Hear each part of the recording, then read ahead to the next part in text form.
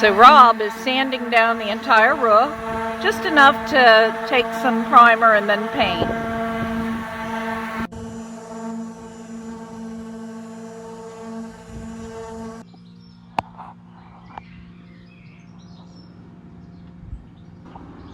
Going to make it so that that way goes all that way. That's it. I don't know. What do you think? I'm assuming that when you put the gloss on, you won't see that. Hopefully. I've had to come up and supervise for a minute. So this is the undercoat for the finish coat, for the top coat. This is the same rail colour as the finish coat. And hopefully it'll look okay. It goes thick really fast, doesn't it? Really fast. It's hard to work. I mean, we don't know what we're doing. Yeah, I concur. We don't know what we're doing. So we watched a few videos. We watched a few videos of how to do it, so we thought we'd make one on how not to do it. How not to do it? Yeah, yeah, that's about right. Anyway, our stern looks nice, doesn't it? Look at that. You couldn't even stand in here. You couldn't walk up, stand. There's no room. You couldn't cruise in it. And Carol's given this the first coat of undercoat on the purple of the roof. And I've started to give the side the first coat of undercoat. So I matted this with 240 grit all along here, thanks to Sean, our sign writer, who very kindly lent me an orbital sanding machine, which made short work of taking the shine off the side. So along the side has got its first coat of undercoat.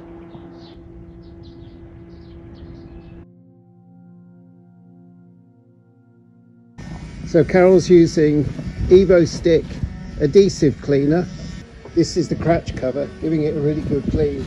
She's managed to get off all the sticky stuff. We had tape on it to some of that Gorilla, hold the splits together. The clear Gorilla tape, which I'm gonna, after I wash it down and it dries, I'm gonna put some more on, some fresh. We did look into getting a new cratch cover. Not in our budget this year. And a new pram cover. This is an am trim. It's an old one. I think it came with the boat. But it was well over £3,000 and we just didn't have the budget for that. We weren't like that fussed about it. There's kind of better ways of spending £3,500. Look how it cleans this. This sticky stuff. This cleans it right off. Yep, sure does. So after cleaning the cover, I reapplied some more of the clear Gorilla tape to the areas that had come away, and that should get us by for another year until we decide to buy new ones. It's a really, really good colour match to the original. Tilly's tied out. Can't you tell? She's got her water over there. She gets herself in a tangle here.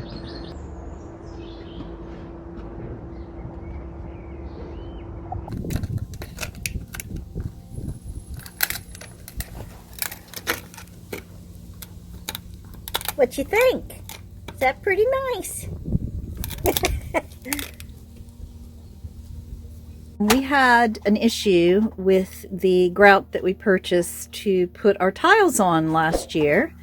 Turns out that it wasn't fireproof enough or heat-proof enough.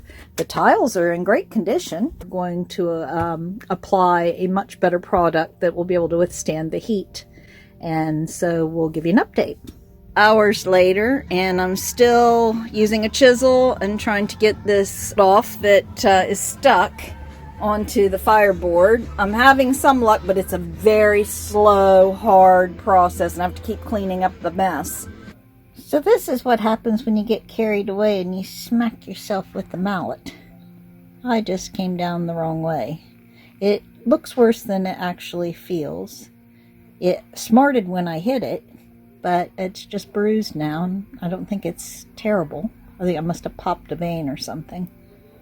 Anyway, Rob had to take over, so we're almost there. So this is pretty much it. Hopefully this is good enough, and our friend Cole will be able to tile with the proper silicone for high temperature.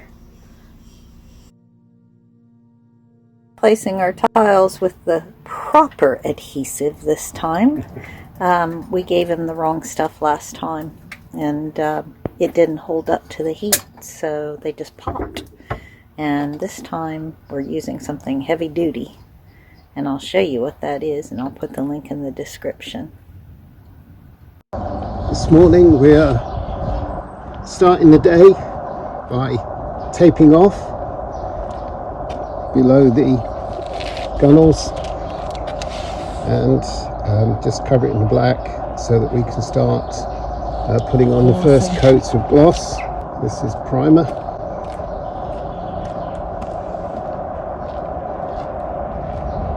It's not a bad day for painting. It's cloudy, dry, and there's a very, very light breeze.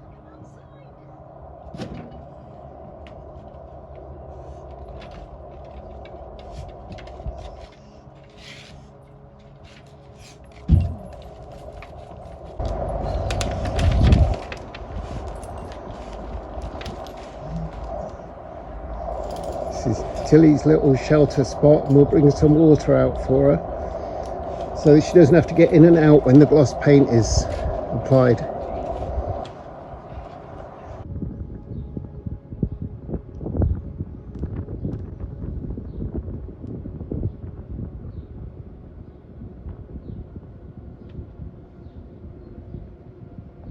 We prepped and we sorted the inside of the bow because there was a lot of scratches on the paint, and we also did the gunnels.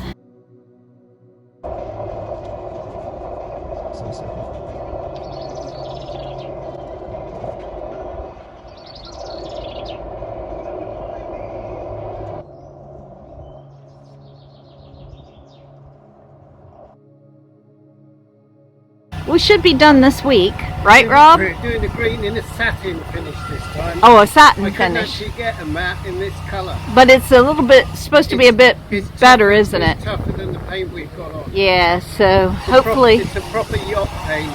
So hopefully we'll get it all done this week, and just a few jobs on the inside, and we should be finished.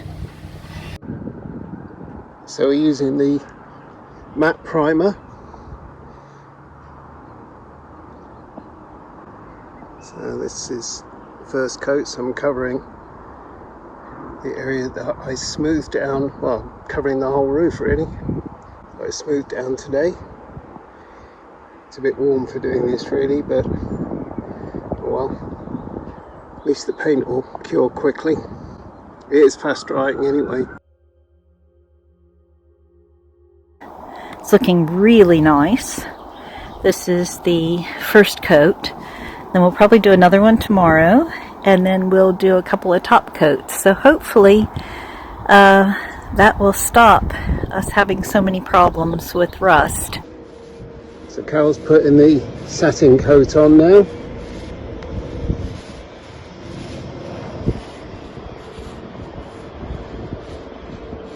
First of several. Is that the tack cloth you've got there? Does it work well? Here's a little offender here. You can see that little green fly stuck on it. So it's Friday, and we've just started to do the second coat of low sheen top coat, and we're really pleased. It seems like a really good surface, so we're hoping it's quite durable. Time will tell. We lost our neighbours, Jackie and Cyril, in Predators 3. A nice couple, very friendly. So we don't get new ones until Monday. yeah, so we got the weekend to We're get just- the outside done. We got the weekend with just us and the green fly. What are you doing? Taping so that you can do the purple. We're chilling. It's very unusual that we chill, isn't it? It's nice. Just living the dream. What nightmare. Thanks.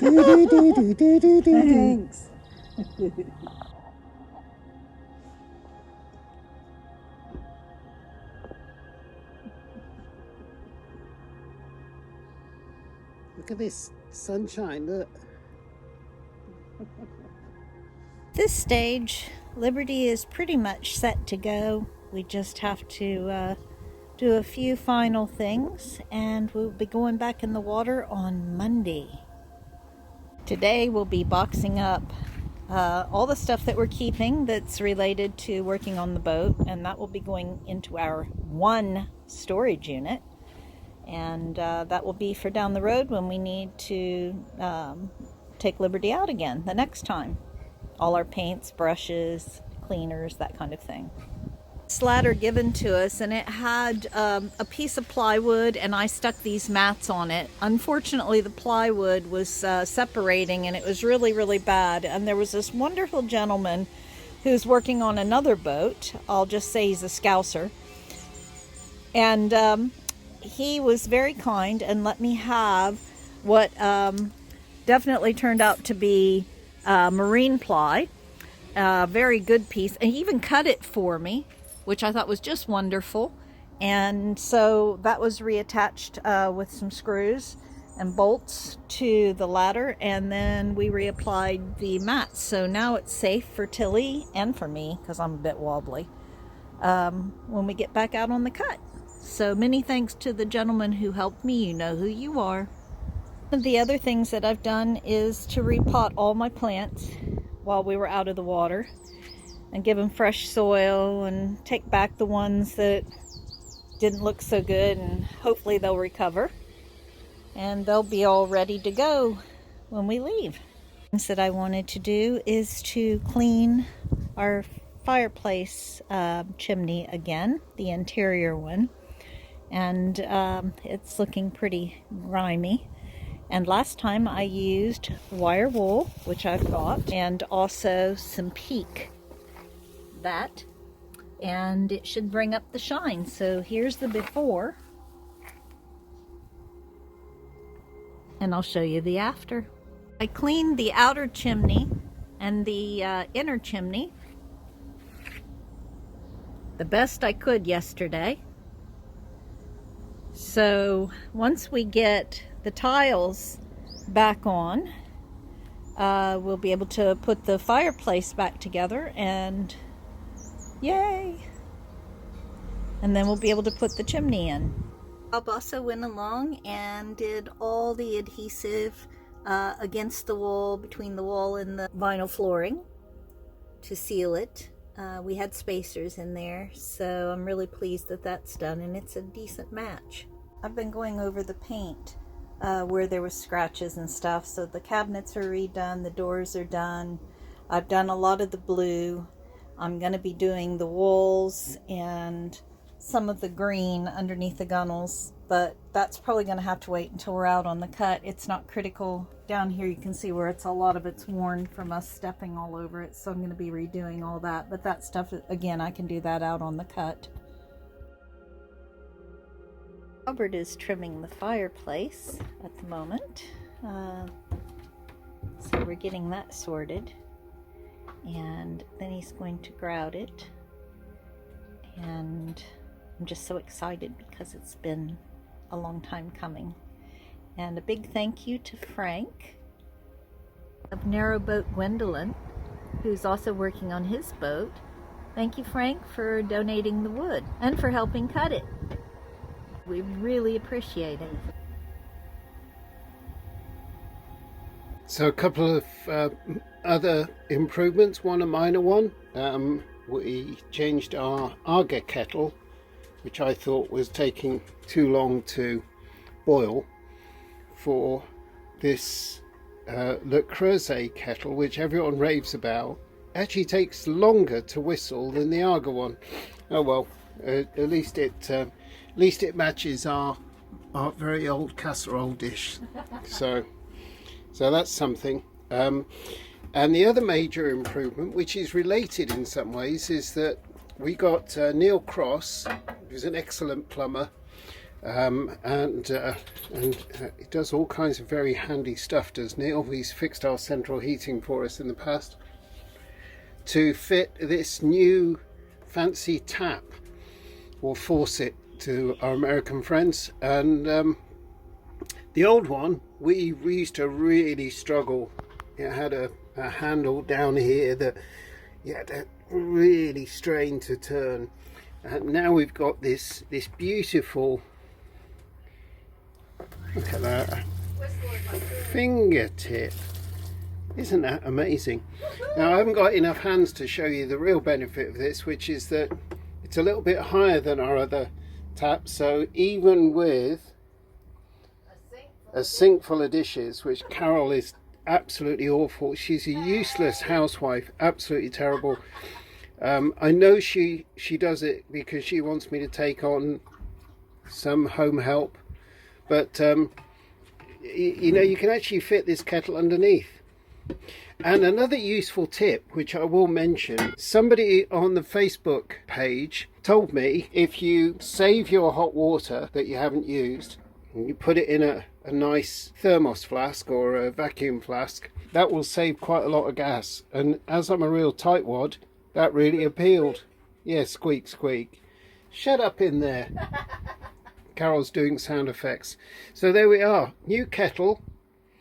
New technique of saving gas, which is now over £50 for 13 kilos of gas. So it is worth saving the energy. And also our fancy new faucet. So we're very, very pleased with that.